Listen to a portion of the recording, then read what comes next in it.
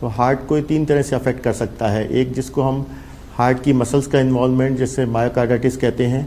दूसरा, कोरोना की वजह से मायोकार्डाइटिस होने की वजह से हार्ट फेलियर की स्थिति उत्पन्न हो सकती है, हार्ट की धड़कन खराब हो सकती है, एरिथमियाज हो सकते हैं, या माइक्रोथ्रोम्बाई जिसे सूक्ष्म सूक्ष्म जो क्लॉटिंग स्थिति रहती है जो हार्ट की वेसल्स में या लंग की वेसल्स में हो सकती है।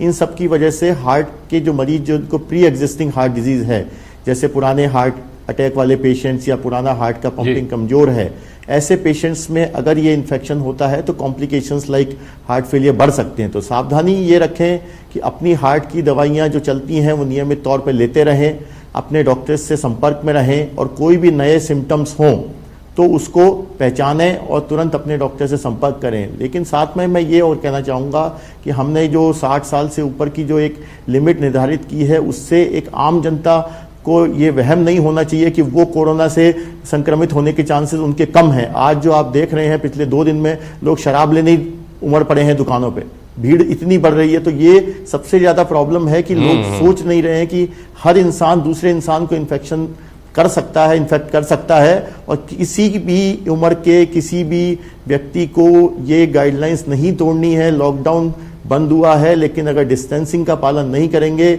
और हम एक दूसरे से दूर नहीं रहेंगे, मास्क का उपयोग नहीं करेंगे, हाँ हम ये मानते हैं कि ये सावधानी हार्ट के पेशेंट, 60 साल से ऊपर जाने वाले पेशेंट्स, डायबिटिक्स या इम्यूनो कॉम्प्रोमाइज वालों के लिए ज़्यादा जरूरी है। लेकिन ये एक मानना भूल होगी कि अगर मैं 40 साल का हूँ या 35 साल का हूँ तो मुझे कोरोना से कुछ नहीं हो सकता, मुझे डर नहीं है और मैं सड़क पे ऐसे ही घूम सकता हूँ, जो ये प्रॉब्लम लॉकडाउन खुलने के बाद आने वाली है।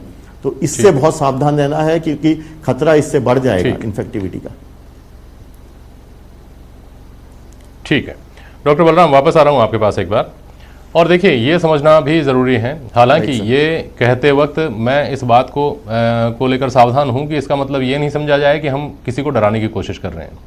लेकिन जिस तरह से लोगों में लापरवाही बेपरवाही आई है वो हमको कम्युनिटी स्प्रेड की तरफ भी लेकर जा सकती है, ये भी समझना होगा। बिल्कुल, मैं आपकी बात से पूरी तरह सहमत हूं कि अगर हमने ध्यान नहीं रखा तो हमारे देश में, क्योंकि जनसंख्या बहुत ज्यादा है, हमारी सुविधाएं जो मेडिकल फैसिलिटीज हैं वो उतनी अच्छी नहीं है जितनी कि डेवलप्ड कंट्रीज में है, तो हमारा तो प्रिवेंशन ही सबसे अच्छा है। और किसी भी देश में हमने देखा है कि अगर हमने ध्यान नहीं दिया, जैसे कि अमेरिका का एग्जाम्पल हमारे सामने है, तो स्थितियां भयावह हो गई हैं। अगर हम 100 साल पहले की एक बार स्टोरी देखें तो स्पेनिश फ्लू में ऐसे ही हुआ था कि पहला जो एपिसोड हुआ था उसमें उतनी डेथ नहीं हुई थी, लेकिन जैसे ही लोग लापरवाह हुए उसके बाद में फिर लाखों की तादाद में लोगों ने अपनी जान गंवाई थी। और मैं डॉक्टर भटनागर से पूरी तरह सहमत हूं कि किसी भी एज को ये नहीं मानना है कि वो बिल्कुल प्रोटेक्टेड है, वो यंग है इसलिए सेफ है। नो, दूसरों को रिस्क ज्यादा हो सकती है लेकिन रिस्क आपको भी है, और आपको अगर परेशानी में आ गए तो आपके लिए तो फिर 100% रिस्क हो गई ना।